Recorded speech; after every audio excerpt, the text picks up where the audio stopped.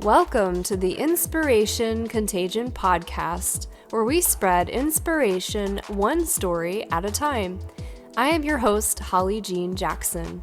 Each episode spotlights and interviews one transformational leader, their stories, and their advice for how you too can lead yourself and others through inspiration.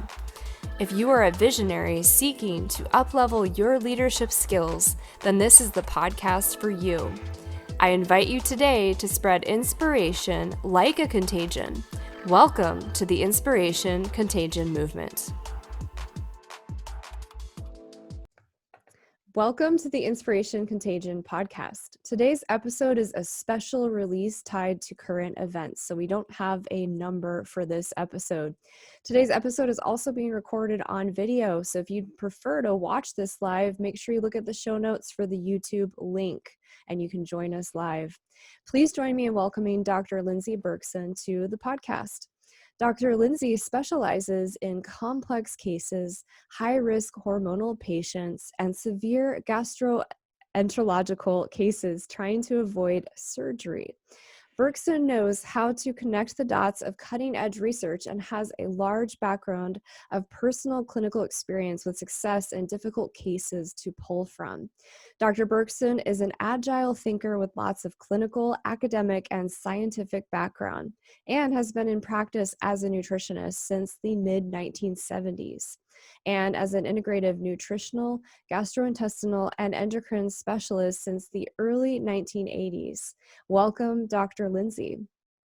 Thank you for having me. I love the title of this series. That's pretty creative. Plus, at this time, we do need to have that kind of motivation contagion. So thanks for having me. You're welcome. Thank you so much for joining today. I'd love to just dive right in and have you share a little bit more about your background and you as a person.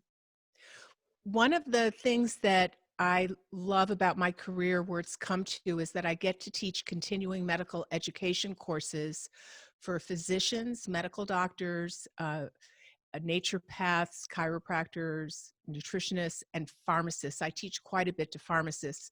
For example, just this last weekend, we had a 3-day online hormone course, and there was 2/3 pharmacists and a third medical doctors, and we talk about cutting edge hormone science and how these practitioners can merge hormone and nutritional interventions based on peer review evidence, higher level data, but really help women finally get well, not just using birth control pills or procedures and interventions like surgeries trying to prevent them.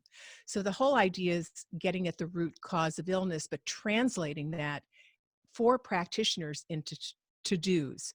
So I love to do that. And part of my history is that I had a mentor. I took my first rotation in integrative medicine in 1977 with Dr. Jonathan Wright. He's considered the father of bioidentical hormones. So I've been testing and treating and looking at how hormones play a role in our foundational health for a number of decades now. And then I happened to write one of the very first books on endocrine disruption, how pollutants in our air, food, and water in our everyday life can be assaulting our hormones, so that hormone health today really needs to be redefined, because even young children can have hormone imbalances. It's not just about being older. So based on that book, I was invited to be a hormone scholar at an environmental estrogen think tank at Tulane University in med school. So for quite a number of years, I had interaction shoulder to shoulder with the scientists who discovered the very first hormone receptors and how they work, and how our hormones and their signals, what they do in our bodies, and how they're being disrupted, and how nutrition plays a role. So very few clinicians have had that academic, scientific, incredible experience. Usually you're a scientist if you have that kind of experience. So I get to merge, and I have a big nutrition background, so I merge hormones, the environment, and nutrition. So, and then of course, all of that depends on your ability to digest your food and supply your cells and your hormones with nutrition. So it's kind of a tapestry. And I've been around a really long time. There's not a lot of people who are running around lecturing. I'm coming out hopefully soon with my 22nd and 23rd book, and I'm going to be 72. And many of my friends, they're talking really slowly. They don't have a sex drive. They move really slowly. They don't like the way that their bodies work. Their skin is hanging.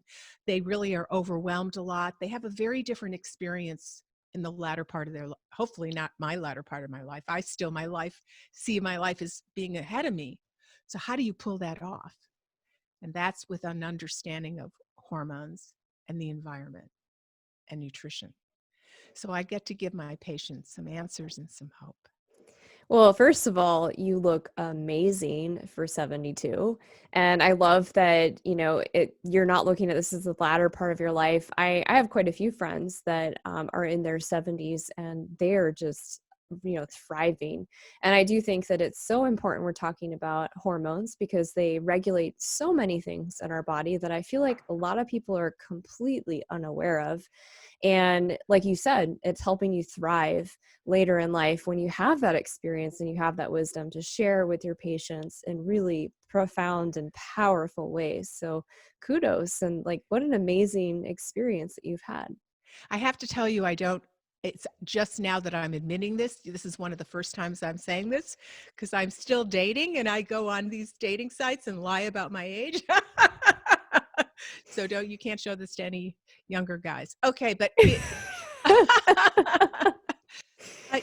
why not? Why wouldn't you? It takes a long time to figure life out if we ever really do. But you get a bit more comfy in your bodysuit as you get older. And most of us have a little bit more rupees in the bank.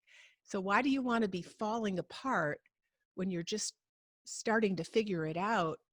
We all wish we could be younger again, but what if you could be younger as you're aging, be younger longer? So, and there are ways to do that. And regular medicine isn't offering us that. They're teaching us more learned helplessness with a dependence on drugs and procedures. And you commonly hear you aren't getting any younger. You hear this all the time. I heard this in my 40s and 50s when I had health issues that couldn't be helped by my regular docs. They told me I wasn't getting any younger and I should just accept it. And when I go see them now, if I bump into them at a conference, at the grocery store, they're 25 years younger than me and they look 25 years older than me. So there's a lot of wonderful things about medicine. If you need new lenses for your eyes or a hip replacement, I mean, there's brilliant discoveries in medicine, but for chronic health issues and for maintaining,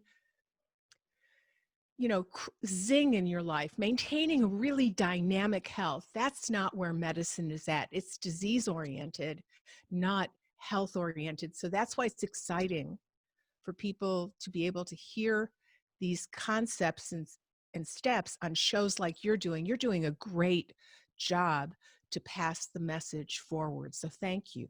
Yeah, well, thank you for being here. And I couldn't agree more. I mean, when I go to see doctors, because I have chronic conditions that I'm also managing, I luckily just intuitively knew or just didn't want to give up fighting for myself. And so I kept advocating. And I said, well, I'm not happy with the solutions you're offering. So I did research and I advocated for my needs as a patient.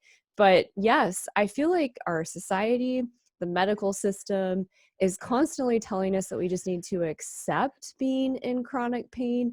And people consider being in your 30s old these I days. know. It's I had the crazy. spectrum guy out here the other day and he was telling me, I just don't think the way I used to think. I really feel like I'm getting older. So I said, well, how old are you? He said, I'm 30. And I stepped back. I couldn't stop laughing. But my story, I just want to, in a nutshell, and what this one doctor said. So what I heard about organic food when I was in my teens, that you are what you eat. I went to a Theosophical Society meeting where Scott Nearing, who's credited with starting organic gardening, he was speaking there and he said, what you put into your body makes up your body and you'll have a better future if you eat better now. So I started eating organically. I've been eating organic food and growing a lot of my own food since I was 16, 17 years old. And my mom was a major athlete in Chicago. She was state champion in tennis and in fencing, which was big way back then. So I've been working out. I'm an athlete. Everyone who knows me, the pandemic has been tough not going into gyms and so forth, which have been my second sacred space.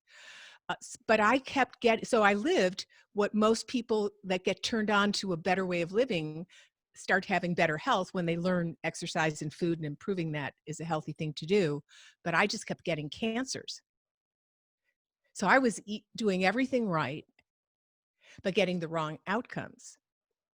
And ultimately, I discovered it's a long story, that my mother had been given a drug when pregnant with me, which millions of women were given for several decades as a prenatal vitamin to make a healthy pregnancy better, or if they had spotting and it looked like they might have a threatened miscarriage. So that drug turned out to be the most powerful carcinogen, endocrine disrupting chemical ever invented by the same guy that invented plastics, which is why plastics are very estrogenic. But I didn't know that. But when I finally figured that was the reason I was doing everything right, but kept getting cancer after cancer and tumor after tumor, and not having the good life one should have by living the good life, I would go to these doctors when we first discovered I was what is called a DES daughter. So the drug nickname is DES, and children born to mothers that were pregnant and given DES are called DES offspring. When I would go to doctors, they would go, well, you have to look at your life as a book. And the first part of your book, you had some youth. In the second part of your book, you're going to be an ill older person because of this exposure in the womb, and there's nothing you can do about it. And this one doctor put his hand on my shoulder, and I was 51. It's almost 20 years ago. And he said, you just have to really accept that you have had this unfair assault in the womb, and you're never going to be a really well person, and just suck up and age gracefully. So I go on now I can canoe for 7-8 hours. Up until the pandemic, I go dancing 2 or 3 nights a week, and dance weekends where I dance 8 hours a day. I'm writing, I'm lecturing, I'm working. I'm thinking of maybe even going back to school and getting another degree to augment something fun of what I'm doing. None of that turned out to be true. But if you listen to the doomsday words of your doc, which a lot of people do, you shut down and have a smaller life because somebody else told you that. But all it means is when they say there's no answer for you, it just means they didn't have any answer for you. So a journey in your life is finding your own answers and the allies that can help you uncover them. Never take old or ill for an answer. Yeah, and I think this applies beyond your health, right? So, yes. You go to the doctor and they say, there's nothing more I can do for you. And that's like the most frustrating hopeless situation to hear. But the thing is, like you just said, it means they don't have the answer, and you need to research and expand your network to solve that problem. The same thing applies in business. A lot of our listeners are entrepreneurs and business owners. And let's say you talk to a mentor, or probably not a very good mentor, and they say, you're struggling, it's not working, this is a failure, which a good mentor would never say. But like, if you take that to heart and you give up, you're basically accepting victimization and helplessness, and that's not the answer. You have to be stronger than that. And it just means that person you're talking to doesn't know the answer. Yeah. For example, when people get cancer, they give you chemo and radiation and surgery, and they say, we've got it all, and they send you on your way. And they basically say diet has nothing to do with it, and lifestyle has nothing to do with it. Today, a study came out. So every morning I wake up and I spend about 2 hours sleuthing the literature. It's my favorite time of day. I love doing it. It's not a burden on me. I always get people saying, I'll write copy for you, I'll do this for you. People are reaching out to try and get jobs. I love writing copy and researching. So today a study came out where if you have breast cancer and you add intermittent fasting to that, you have a better chance at making your remission your mission. You have a better chance of not getting a recurrence, of not getting, if you're on tamoxifen-induced endometrial hyperplasia, you have a better chance of shrinking that tumor. It was a rodent study with 2 small human pilot studies, but nutritionists have been saying this for years, nutritionally oriented physicians, but of course, but what oncologist is saying this? There are so many things we do that I've had a few oncologists say, I'm part of a group. I'm part of this cancer group, and I really have to wait till I can retire and get my retirement.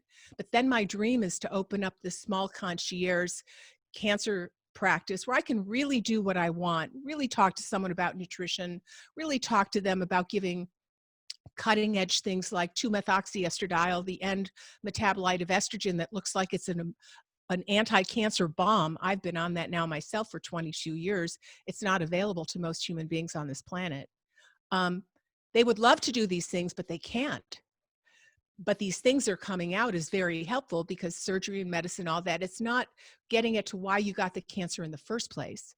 And if your body if the systems were awry, so that your body allowed the cancer to grow in the first place, you want to work with somebody that has a sense of how do we put a big spoon in your terrain like a bowl of soup and stir it around to give you a better terrain that would make you more resilient. Hopefully, no one can guarantee, but to hopefully make it where you wouldn't be prone to growing a cancer again. I mean, that's what I've done in my own life and with many other health issues that were downstream from this exposure in the womb that created lots of health issues. So,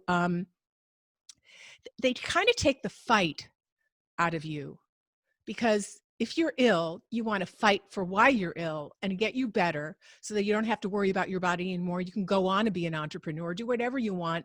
Energy and health are yours. That makes the world your oyster. When you're fatigued and in pain and ill, your world is very different. But somehow medicine sits there and they go, there's really nothing else you can do. Yes, you're going to need to be on this methotrexate for the rest of your life, even though there's a lot of data that shows that it increases your risk of cancer down the road. It's just so bizarre where medicine is gone. It's big pharmaceutical run. For example, the biggest fear of many people today is Alzheimer's. Will you age and keep your wits about you? And I've just interviewed for the second time on my show the genius and non-egotistical, amazing neurologist, Bredesen, who's reversing Alzheimer's in many patients. He's trained 1,500 medical doctors, published peer review, and nobody's listening to anything he does because it doesn't have a big drug that goes with it. It's looking at hormones, looking at possible mold infections, looking at your nutrition. And in 2 to 3 to 4 months, you can take someone with mild or moderate Alzheimer's and reverse it by looking at the root cause of their illness. And yet I go to conferences where PhDs in neurology say there's no answer at all for Alzheimer's. You just have to have palliative care. So we have to take responsibility. We're not going to get it from the docs. We're not going to get it from the government. We're going to have fights with all of that. It's kind of a libertarian health view of figuring out on your own where are you leaking away your best things to help you, and how do you shore up those leaks and be the best version of you?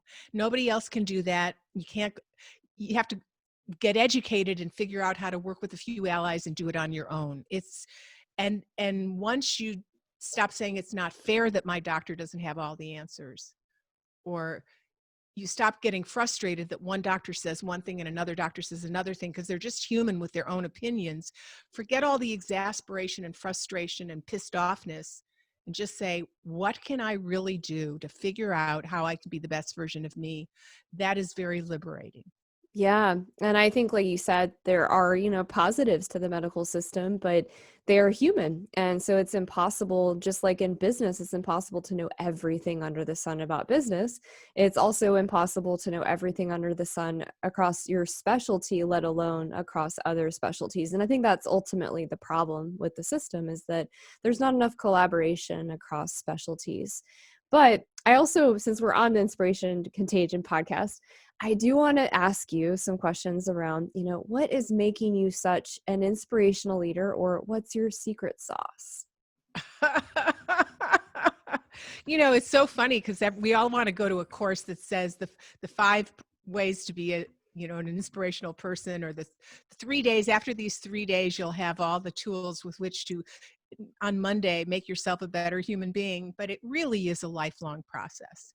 I mean, honestly, if you're really honest, it's a lifelong process. I think that there's several components. This is a really great question. I would not be who I am without my hormones being balanced. Much of my illness and my tumors and my fatigue and my joint pain and um, my eye vision issues, a lot of those came from my hormones not being balanced, because they started out being programmed to not be balanced in the womb when my mother was given the most powerful hormone disruptive chemical, diethylstilbestrol. So I think hormones run the show. They run your mitochondria, which is your energy. They run your brain and the volume of your brain. Aging is shrinking of everything. Your skin shrinks and your brain shrinks. Hormones keep volume going. So I think it's important these days, once every 10 years in your life, to get your hormones checked and work with somebody that makes sure that your hormones are working well, because now even young teenage girls or boys could be insufficient in hormones.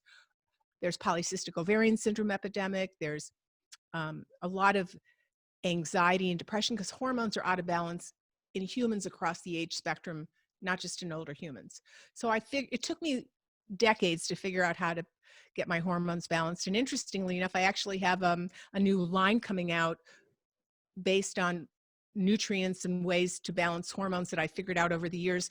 Metagenics is a big supplement line, and I designed their first female line for doctors in the 1980s. And now I've got some new products to help people get their hormones being more balanced. So that's pretty exciting, and it's launching soon with Biotics Research, because they're one of the oldest and medical line companies. And so hormone health is number one.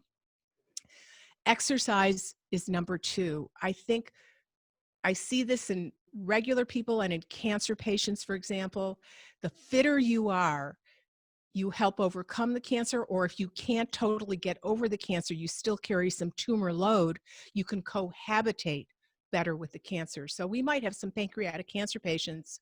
Normally that's a death sentence, but if we do the right interventions, plus they take up fitness, they might have a slightly smaller, their tumors might shrink a little bit, but they might be living with them for 10, 15 years, where normally that diagnosis would give them 1 to 5 year death sentence. So fitness keeps your brain going. If exercise were a drug, we'd want to put it in the water. And so I'm a dancer, but I still go to the gym every day when the pandemic isn't happening. So my dancer friends that don't work out are not as healthy as the ones that do both.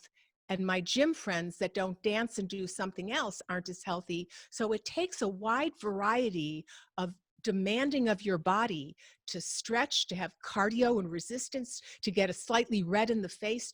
You have to use your body because it turns everything else on. And it has to be regular to some degree. If you don't do that regularly, if you just stroll a little bit of a walk a few times a week, you're constantly aging rather than reversing the ravages of time. So hormones, exercise, food, of course, the better you eat, the better everything works. You don't have to be perfect if you're not ill, but eating quality food the majority of the time, more junk out, better food in, makes a huge difference, and organic does make a big difference. But a big study came out today showing that happiness influences your health as much as exercise and food, that happiness and health go hand in hand. So I think it's very important. You don't have to be gleeful. We're not here just to be happy, happy, happy and have blinged out jewelry. But happiness means you're somewhat content and at peace, and you enjoy or have come to peace with how your days unfold. The Dalai Lama says that happiness comes from discipline, order. You have a life with which there is some balance, and you do not feel like you're always threatened and overwhelmed. So I think that happiness is a goal, meaning you take a look at your day, your evening, how you think, how you live, how you eat, and you also try to interact with your life in a way that you say, I can feel some happiness here. And it could be small. It doesn't mean that you have to make 150,000 a year and have a totally successful job. So for example, I try and have 2 or 3 times a day where I have happy interactions, and I seek them out. So if I'm in line at the grocery store, even with a mask on during the pandemic, I'll look and see if there's somebody I can have a cute little several sentences with, because I made their day better and my day better. So I might say to the woman next to me, oh, that mask on your daughter is adorable. Where did you get that? And then ask the daughter, how do you feel about wearing a mask? And before you know it, the person at the checkout and the person in line with me and myself have a cute little cameo conversation. We've connected. Human connection, the true vitamin C. And it releases a little bit of oxytocin in you, which is your happiness hormone. When I go to the post office, there's a door that you open and a little hallway and another door, and then you've entered the post office, and people are coming in and out with boxes and this and that. And I usually help open the door, say hello, and have some kind of cameo conversation, some kind of vitamin C connection, where each of us that leaves or goes into the post office or back to the parking lot has had a little moment where we're feeling a little bit better because we had a sweet, authentic 2-3 sentence connection. So even if I'm in line at a restaurant in the bathroom, or if I'm talking to the waiter or waitress, so within my day or with patients, could be anywhere, I try to have moments in my day of true connection. Those release oxytocin, which is your happiness hormone. And I think you get into happiness habits. I love that. Those are really good advice for how you're an inspirational leader and good advice to live by. So I also want to ask you, since you've shared what makes you an inspirational leader and your secret sauce, which those are really good words of advice. What does inspiration mean to you? Well, I guess you have your own inspiration, or you have inspiration that you get from outside of yourself. And inspiration means you get, oh my, aha, that makes me want to do something. Makes me experience a heightened sensation of gratitude or pleasure or passion. Inspiration is like a booster. It's a booster. I like that, a booster. It's the bomb, the booster bomb.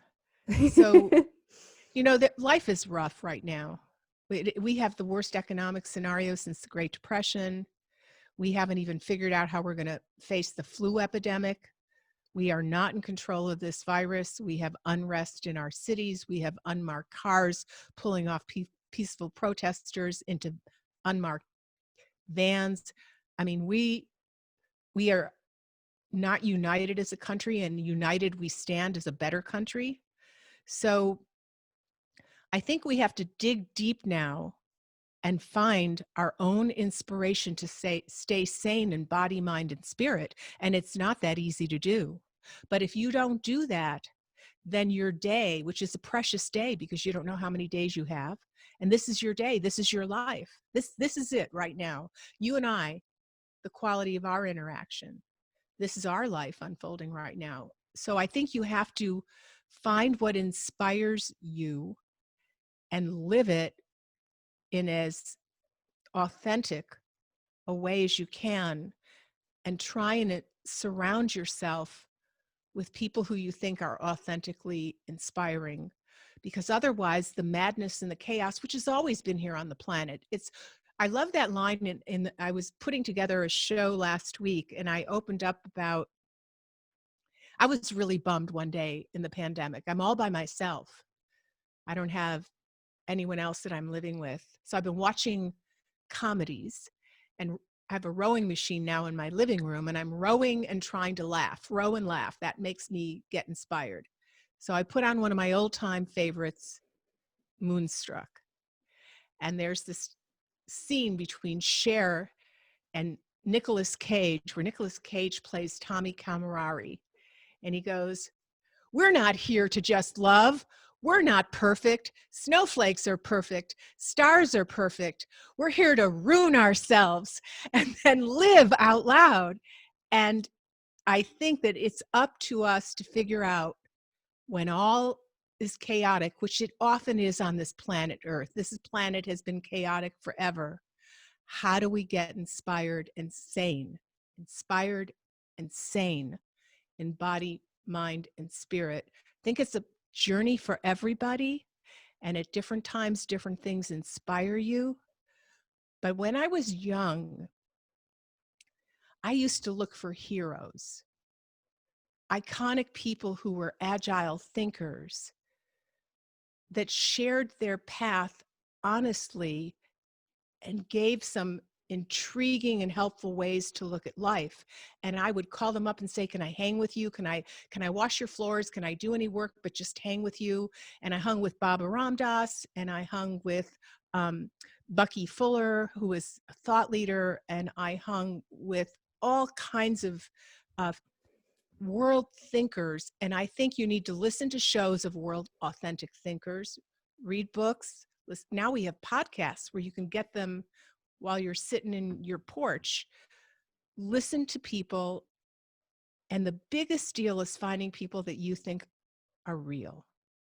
And that's not that easy to always figure out, because a lot of people are just looking to be famous or rich. But who's authentically sharing their struggle with sanity and inspiration? And when you listen to them, you have these big ahas in body, mind, and spirit, and you go, wow, that is the way to look at things that's so helpful for me. I feel better and more calm for having listened to this person's true words. There's less and less heroes, but I seek them out. I listen to them. I read from them. And I pray that I can maybe be that for somebody else.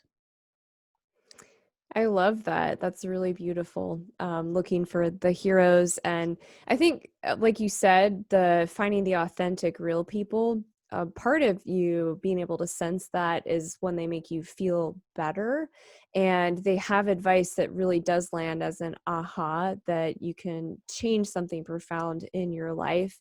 So those are a couple things you should tune into and listen for, to discover who those heroes are for you. So that's really great advice. I also wanted to ask you, how do you define success for yourself, and how did you arrive at this definition? Oh my goodness, that is such a great question.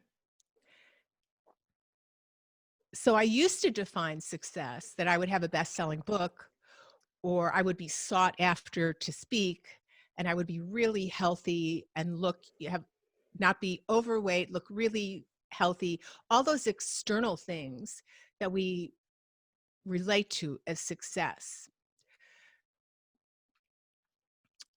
I know a lot of people that have best-selling books that are neurotic or that are not really truly compassionate. When you hear stories of famous TV hosts that talk about altruistic things, but then they treat their staff and all the people that help put on the show in a cold manner. You hear all these stories. So I have come now to think that success has really nothing to do with any of those things. And often the most successful people are the ones you don't hear about. They don't have a best-selling book. I think success is having more peace of mind than not, although a healthy person looks at what's going on with the world and it's disheartening to us all. If you have a heart, the world is in trouble. I mean, let's call a spade, and the United States is really in trouble. So I think now I've even changed that about being in peace, because if you're a successful person, doesn't have a lack of peace of what's going on. So my biggest definition of success, and it's been so dismaying to me that in a lifetime of many decades, I don't find a lot of people living this success, is true authenticity. Who is damn real? And I'm telling you, there are not a lot of people who are real. They have hidden agendas. they're jealous, they say the right thing, but they're not thinking the right thing. They're really thinking of what's in it for them. That's what runs the majority of people, because we haven't awakened to our higher self and lived it and practiced it for a very long time.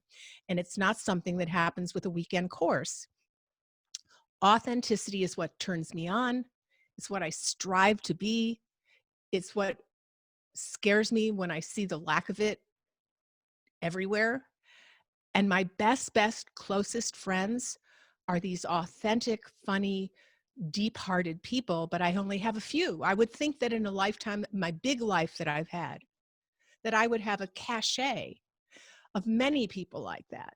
I just interviewed a mystic, very good friends with the Dalai Lama, Mr. Andrew Harvey. And when we first went to interview, something was going on with the platform and we couldn't go forward. So we decided, I said, thank you so much, we'll arrange another time. He said, no, let's hang together. I couldn't believe, he was so generous with his time. I want to get to know you. And this is where the topic went when we talked. We each poured ourselves a little shot of scotch and we sat and chatted online. And he said, what's really blown my mind is the lack of authenticity.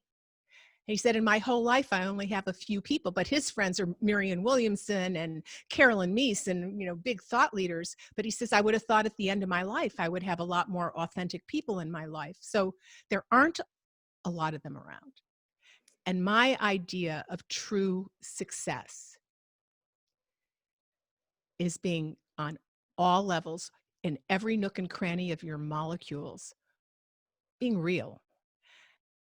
Whether it's the person in the door at the post office or in line or your patient or who you're lecturing to. So the biggest compliment ever paid to me was a patient that decided to come hear me. We had been working online long distance, and I was lecturing a 2-day hormone lecture in Utah, Salt Lake City, Utah, about 6 months ago. And she's a nurse. She said, can I get in on that lecture? I'd love to hear you lecture. So we arranged it with the pharmacist that was putting the lecture on. And she came up to me at the break in the middle of the day. This was the biggest comment anyone ever made my heart grow. She said, when I first heard your radio show, I thought, wow, that's a really authentic person. But she said, I want to see her as a doctor. So she said, I had no idea how you're going to be one-on-one. And then we had our intake, and boy, you were exactly the same as you were on the radio show. And I thought, wow, she's that same person. She said, but now I'm going to go hear her lecture and be sitting in the audience, and I wonder how she's going to be. And she said, and she was standing there with her nurse practitioner. They both came to my talk. And it was myself and another doctor was sharing the 2-day platform. And she said, you're exactly the same person on your radio show and working with me and lecturing. Wow. And the nurse practitioner looked at us and said, that's the definition of authenticity. Yeah. I have to agree. There's not a lot of authenticity. I do think that some people are not consciously aware that they're not being authentic. Like it's not intentional, and it's something I you think have that's to. the majority of it. Yeah. Like when you go to work, especially in the corporate space, because I worked in corporate for a long time, there's a lot of kind of masks that you kind of subconsciously have to put on, sadly. And it takes a while to build up your confidence to a place where you can be who you are authentically across the board. So it takes so much self-awareness. So I agree, like it's something to strive for. It probably takes an ongoing amount of effort throughout your lifetime to achieve that kind of authentic success. But I also have to say that while your experience has been that you haven't found many authentic people, I must say that people I've interviewed for this show have been overwhelmingly authentic and humble and generous. I love that. Yeah, I don't know if it's just that I'm really lucky or I'm attracting that or what, but the majority of them have just been really down to earth and so overwhelmingly generous. And some of them are pretty big names. And it's just been really wonderful. I think almost that this time in life is allowing people the space to be more authentic. Yeah. I love that. I also think you don't really know authenticity till you know somebody really well and over time and through thick and thin. And there are a lot of people, I hate to say this because, you know, I'm an older person. There's a lot of people who sound really authentic, and then you get to know them or you try and interact, or you do project with them. And they're like a really big name and they sound so amazing when they're being interviewed. And then you work with them and that's not what happens. So you only really know, I think it's lovely that you have incredible speakers. I've just come to know that authenticity is something that unveils itself over time and through interaction. And I love that. I do think you're right that the strife and the pain and what's going on with so many things being broken does allow one the space, the psychological and emotional space, to be more authentic. And I hope that that is true. I hope that that is true. I love your comment on corporate life. Ram Dass used to lecture to corporations a lot. He's now, of course, passed away. He was a Harvard professor that had a lot to do with dropping out and consciousness and getting high, not just by drugs, but by meditation and devotion. And he would go into the corporate world, and he would say, we all wear masks. And the question is, are you in there? Are you in there? Who are you in there behind those masks? And you were exactly right. It's a lifelong intentionality to say, I know that I have a subconscious and I'd like to bring more of that to light. I know I'm a human being that was raised by two other human beings. So I have family of origin shtick. And I know that family constellation, that my grandparents and their grandparents and the DNA of all of us. So I'm part of the family of mankind with its angst and its joy. And part of being alive is finding my authenticity, because it's not that easy to do. And it's always becoming more and more aware of ourselves when so much of ourselves is unknown. And that's an intention. And we try and do it over a lifetime, but yet we still have to make money. We still have to raise the kids. We still have to chop wood, carry water.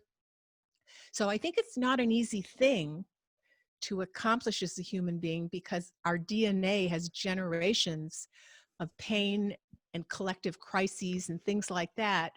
So, but it's a beautiful journey when you awaken to the idea that you are such a multi-textured being and that it is lifelong. It's okay if it takes you time, and it is a doppled journey marbled with good and bad.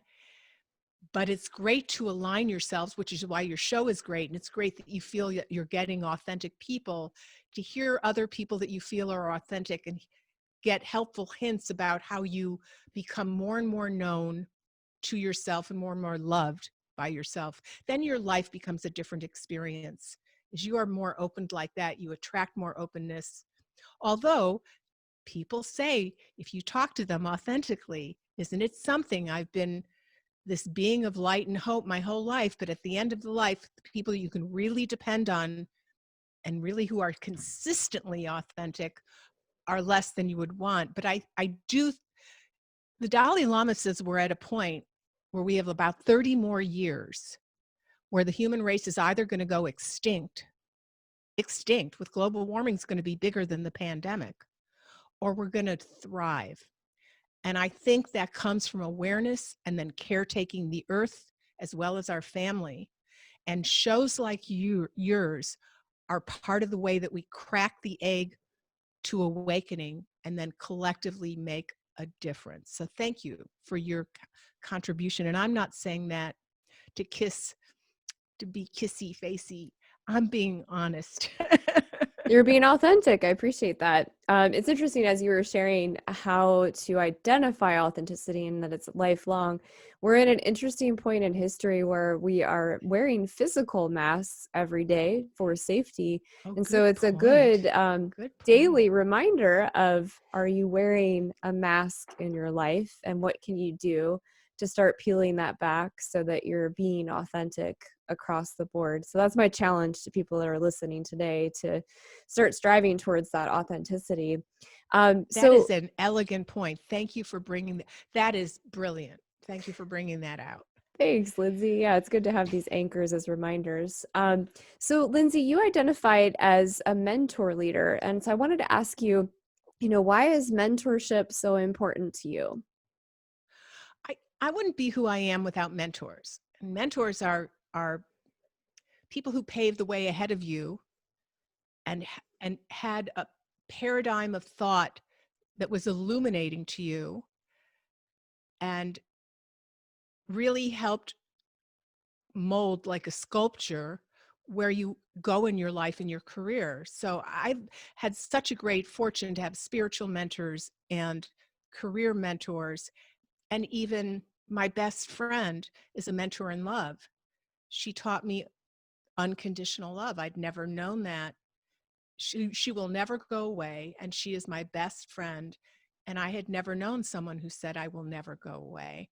And if there's anything we need to fix, if we have an issue, she calls me right up and we fix it in 2-3 seconds. She does not want us to have an issue between us. And that was a mentorship in love and action. So mentors open you up where you weren't open before, on whatever level that is.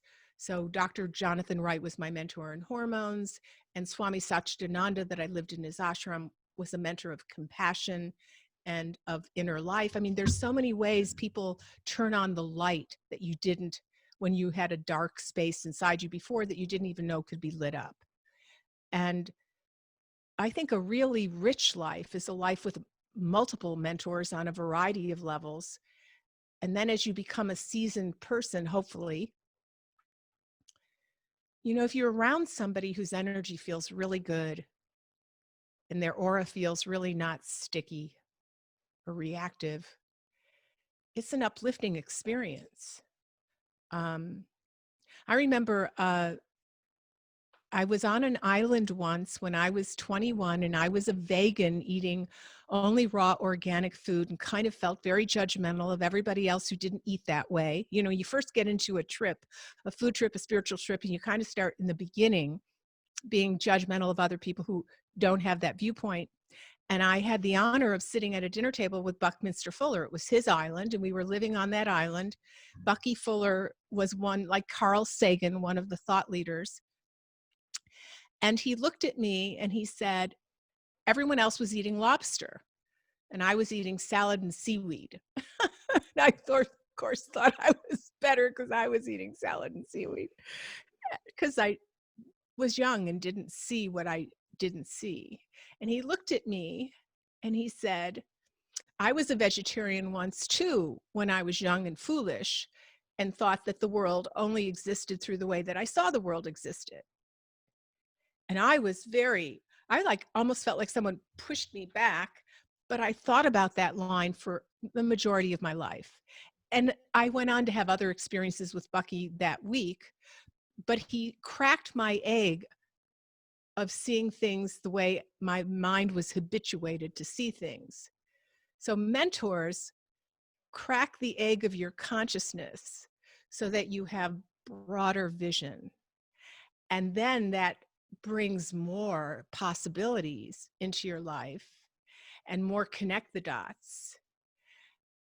And that's what you want, are people who keep expanding your world. So I see mentorship as expansion. In fact, I'm launching a membership next month just so people can have more access to chatting with me. I'm getting older. Who knows how much time you've got? So I want to hang with people. And I have a mentorship part for practitioners if they want me to go over patient charts and this and that. Having been in practice with patients almost 49 years now or something like that, it's enormous. So you have a lot of experience from seeing so many things. Doesn't mean you know everything, of course. You don't know everything, but you're more honest about what you don't know.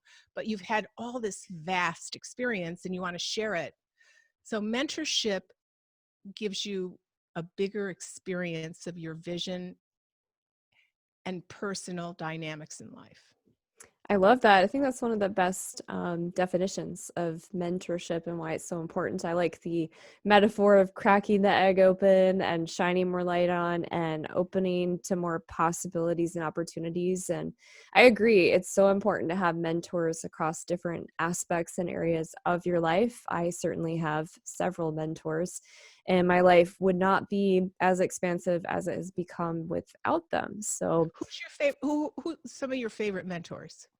I have a mentor through SCORE, which is a nonprofit group, and Steve Doran is my mentor there, and he's been really quite amazing. He had a really large, expansive career in corporate as well as the entrepreneurial space. I've also worked So what's with one of the biggest ways he cracked your egg? He cracks my egg mostly on accountability and making sure that I'm setting regular, consistent goals and checking in with him. Yeah. Cool. And Yeah. who's the next person? So Sarah Payne is my life coach slash mentor, and she is really quite talented in terms of when I'm struggling with something and something's holding me back, and it could be business related, but it generally has a life component. And she is just so great at helping me see things that I am not able to see. That is And the deal. Seeing what you don't see, that's it.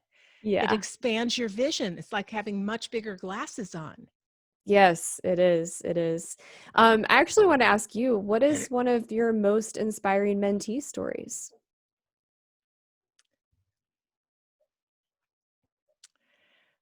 Um, okay.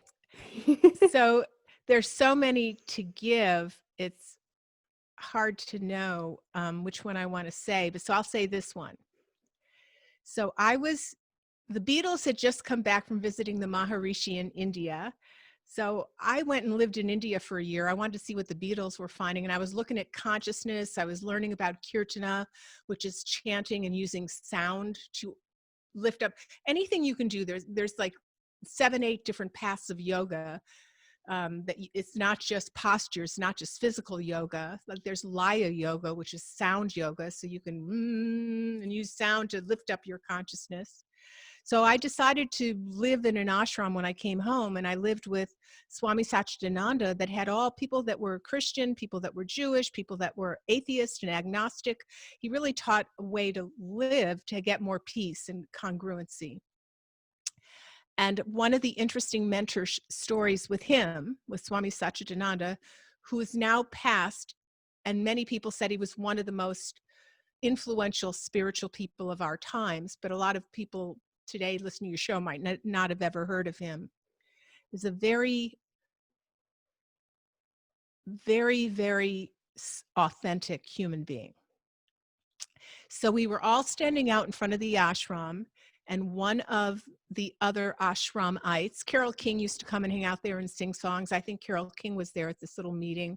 Some guy came and he had this brand new, gorgeous Rolls Royce car, this really expensive car, and he drove it, and he said, Swamiji, if you want to use this car, and I'm so excited about this car, but I'm like really kind of uptight about this car. It's such an expensive car. I worry about where I can park it, how I can take care of it. We were all listening to this conversation going on in front of the ashram and looking at this really shiny. The only other time I'd seen a Rolls Royce was when I was an extra in the movie with Barbara Streisand, and she used to drive up to to the lot in a gold Rolls Royce. But anyway, there was this Rolls Royce. So Swamiji said, so you feel like you have this beautiful car, but you have lack of peace having this beautiful car. And he said, yes. And he said, lack of peace because you worry about taking care of this beautiful car. And the guy said, yes. So Swamiji said, can I please have the key? So the guy gives him the key, and he thinks he's going to get in the car and drive it. And Swamiji starts walking around the car, just kind of nodding his head and laughing. And then he takes the key and he keyed the whole entire expensive Rolls Royce, this loud noise. I don't think I'll ever forget that noise. As he dragged the key through the paint and made a line, he completely damaged the paint around the entire car. I mean, everybody was just going like that and standing back, and this guy was putting his hands on his head, and Swamiji leaned back and he said, no more need to worry about the future. The future is here. If you can look at the worst that might happen and live with it, then you have peace. So I've always now, if something comes up, right now the beams in my house are twisting, and I have to have my whole house shored up and these beams replaced. It's huge. And I was just getting so stressed out about it. So I remembered that time with Swami Satchidananda, and I said, think worst case scenario. Here's what it might cost. It's not covered by insurance. It's structural. Face it, deal with it. Say that, I'm going to take all my savings and this, that, whatever. Okay, this is the worst case scenario. Inhale it in. And then that reduced all of its stress because it was the worst case scenario. And I leaned back. I could handle it. I didn't like it, but I would do it. That's different than walking around in a state of angst for several weeks over it. I had one horrific day till I came to that point, but I remembered that time of Swamiji keying that guy's Rolls Royce. Yeah, that's really good advice for people that are, thinking and they're running the different storylines in their head of all the things they're worried or anxious or angry about. And they're always what ifs and not just looking at the worst case. And I agree, looking at the worst case scenario and breathing that in and knowing that you can handle that worst case scenario is so much more productive than going down what I like to call the rabbit hole, where your thoughts just get more and more negative and more destructive, for sure. Cool. Thanks for sharing that. So Lindsey, I want to respect your time, and we're going to go into the lightning round questions real quick. So what's your favorite? Did you just want to, are we going to bring up the hormone thing, or would that be later? We're going to do that last. Okay. Yeah. No worries. I've got you. Okay. You got it covered. Okay. You're so good. Thank you. Oh, thanks. So Lindsey, what's your favorite book? Oh, my favorite book is by Thich Nhat Hanh, and it's called Peace is Every Step. And the idea is a simple, small little book, and it's about the importance of being present. And Thich Nhat Hanh is one of my authentic mentors. Even though I never met him, I consider him that. I have that book in my meditation space, so I love it too. It's really short little excerpts that you can read every morning. So it's a great one. What networking or community group do you love most? The group that I love the most is PCCA. It's a group that supports compounding pharmacists, and they're an amazing company. Most everybody that PCCA is about 35 or 40 years old, and everybody that works there, the majority of people work there, have been working there since the beginning of the company. Most people have been at the job for 30 plus years. That's pretty unusual today. And they're all about educating functional medicine, but they do everything with awareness in a class. They're a class act. So I love lecturing for them, love working for them, and I feel like they give me a place to pass all this information forward and have it respectfully received, and I'm respectfully treated. It's one of the most amazing businesses ever. And I feel honored that I've gotten to know so many in that company. This 3-day hormone conference that I did last weekend online was PCCA supported, and that would be my company that I love. Awesome. That's really special and unique. What's the best piece of advice you could share with others today?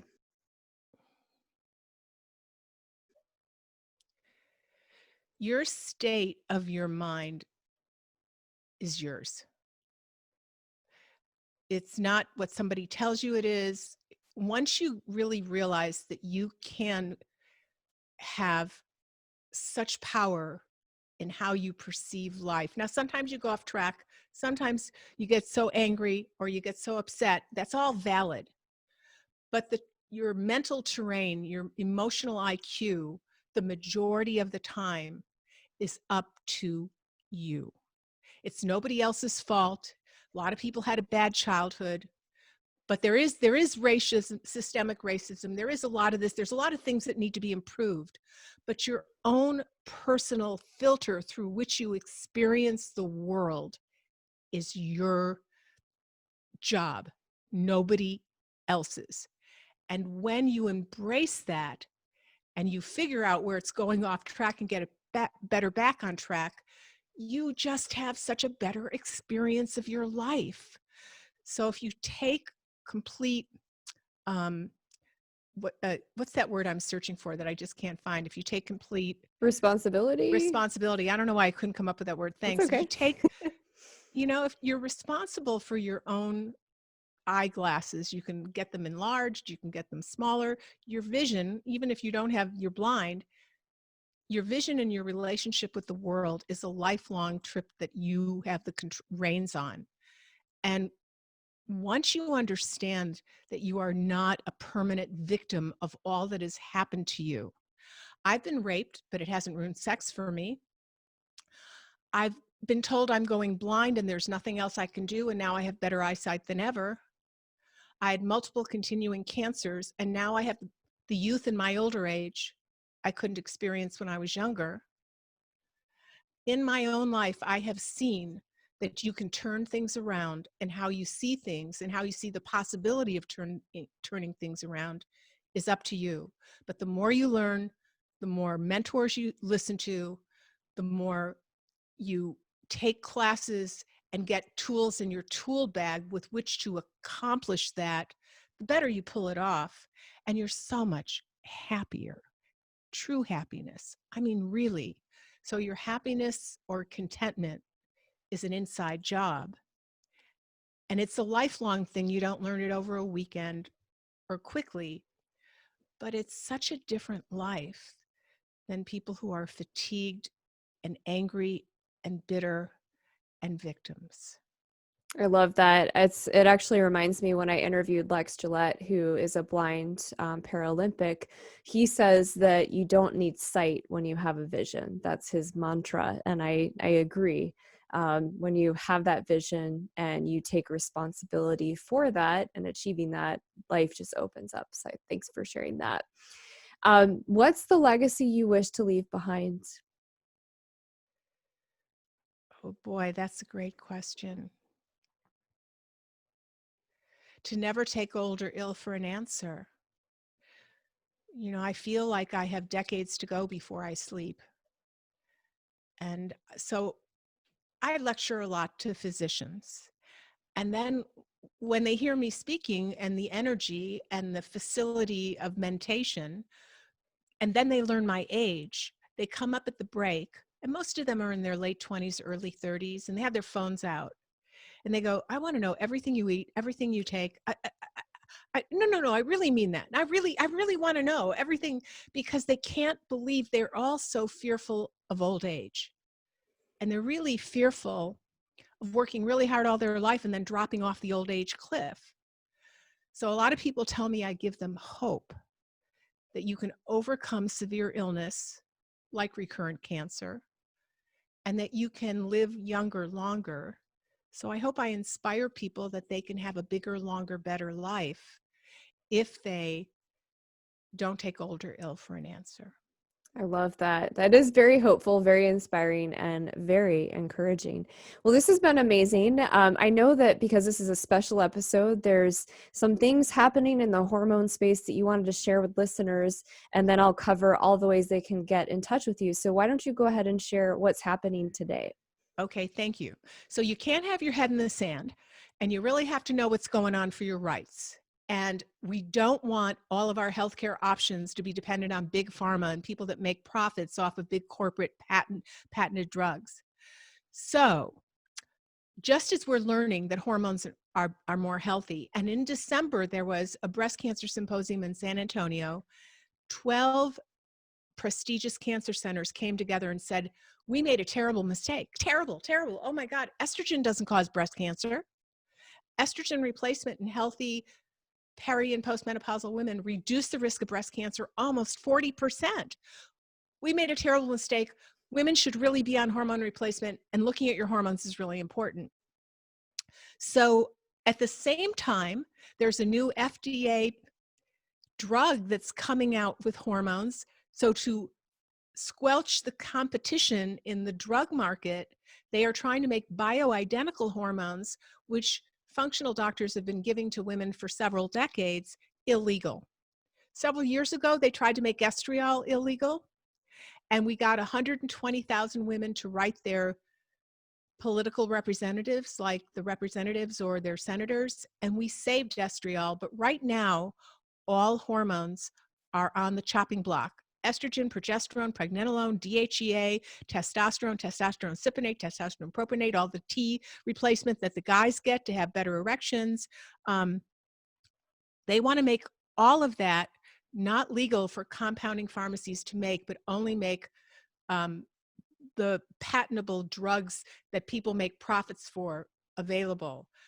They're constantly trying to squelch compounding pharmacies. A few months ago, they've lost the right to put aloe vera in their compounds. They lost the right to put turmeric in their compounds because big pharmaceutical products, since these are popular, they want to put those in theirs. So the FDA tasked a committee to review everything and come up with recommendations, which came out 2 weeks ago. And they said women should not have the choice of bioidentical hormones. They shouldn't have that choice. Even doctors should not have that choice. They want to remove that choice, and the doctors would lose their practices, women would lose that choice, compounding pharmacists would lose their business. We are looking at having our choices removed. So this Friday, since it's just 2 weeks ago this came out, a bunch of very concerned physicians are having a meeting. Our first meeting is this Friday. It's a 2-hour meeting. Suzanne Summers is coming to that meeting. We're trying to get Oprah and Michelle Obama because they're all on bioidentical hormones. And we are going to come up with petitions and different ways to let women know how they can help us. Because if you want to have hormones, let's say you have endometriosis, you want to go on progesterone. Let's say you tried Prometrium, but you had reactions to it. That won't be available to you if this law goes into effect. So, and we're now just really finding that irregular bleeding, heavy periods, most people are just thrown birth control pills. And those are endocrine disruptors. At Tulane, we use birth control pills as an endocrine disruptor in the lab to test whether environmental pollutants were endocrine disruptors. It was a control in the lab. So it's better to do bioidentical hormones, but they rather sell a drug where they make all the people that have stock in that company make money. So if you care about this at all, and I hope you do, I have a free tribe, and I'm going to be sending out information and links about how these petitions will be available to you to help us out. And you can sign up for my free tribe at drlindseyberkson.com, which is drlindseyberkson.com.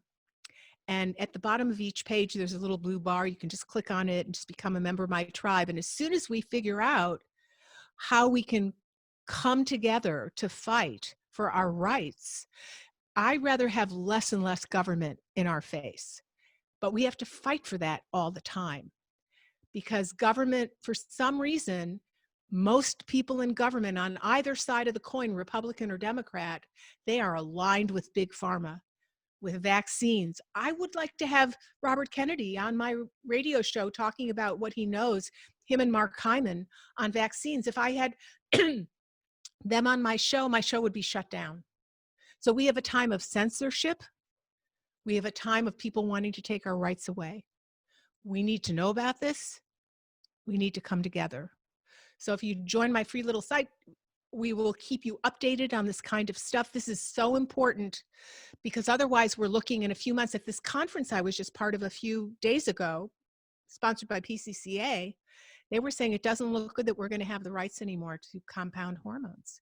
So you better start looking at other avenues of income, because how many thousands of people have these businesses at a time when we have a Great Depression? It's the craziest unfair thing. So we just have to fight. As weary as it is exhausting. Or you might have heard that hormones were threatened before and it's not really going to be threatened, so you don't want to really pay attention. I've heard those comments. That's not true. This is the biggest threat we've ever had. And we even give progesterone to autistic kids. We give progesterone to demyelinating diseases. We use hormones. I use hormones for inflammatory bowel disease and save young women from getting colectomies, their whole colon removed. We use hormones interventionally, but those would all be removed. So this is so important. I hope you join drlindseyberkson.com, the tribe, and then read what the possibilities are and see where you want to put some of the few molecules of energy you have left. I know there's a million things going on in the world, and you also need to keep your family and your money income happening. But whatever we offer will not be a huge amount of energy. But unless we fight, we will soon lose these rights. Thank you so much for sharing that. I'll definitely be signing up to hear more on that. I personally have looked at bioidentical hormones several times, and I don't want the option to disappear because I can't take the pharmaceutical version. So, all of you listeners, make sure you look in the show notes in case you missed what she shared for the URL. I also have a free giveaway from Dr. Lindsey. She's sharing her 5 unique tips for tending to your hormones. So I'll have a link in the show notes so you can download that as well, so you can understand the importance and how much your hormones impact your life. I will also have a link to her Facebook group for Dr. Lindsey Berkson, as well as a link to her Best Health Radio podcast and also her Berkson blog, which has some articles on COVID. All of these are for free. So please see the show notes if you're interested in following Dr. Lindsey Berkson and learning more about these upcoming petitions and what's happening today. Thank you so much, Dr. Lindsey. I have to tell you, when we first started talking, I said, boy, you have some of the best sound I've ever had of someone who interviewed me. And you're one of the better interviewers. So there's been like best, best, best. You really are thorough. You're great to have a conversation with. I'm pretty impressed. This is my first time really meeting you. So I think you're on a super path, and I feel my day's better for having had this interaction with you because you feel pretty authentic to me.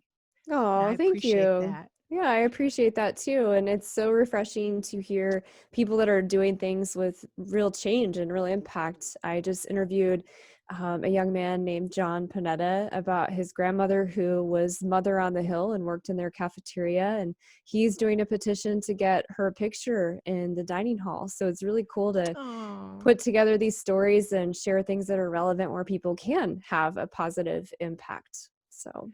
it's amazing when you hear the details of people's lives. You meet someone, you have no idea the details of their life or their grandparents or just lineages back.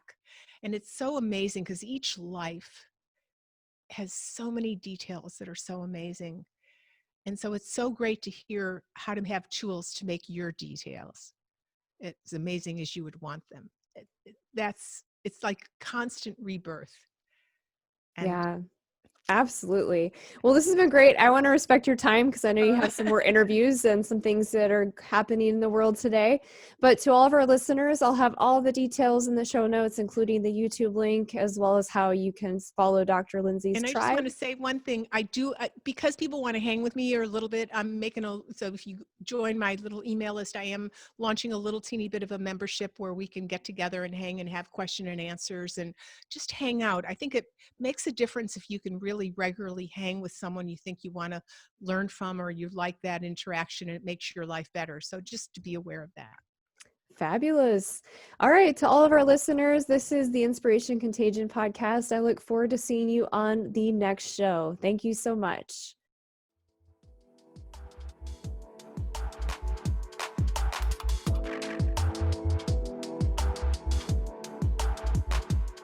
Thank you for joining the show today. I hope you were inspired. More importantly, I hope you take action. What is one thing you can do in this moment that will inspire someone? Without action, nothing changes. Be the change you wish to see in the world. If this show truly inspired you, we ask that you share it through your network.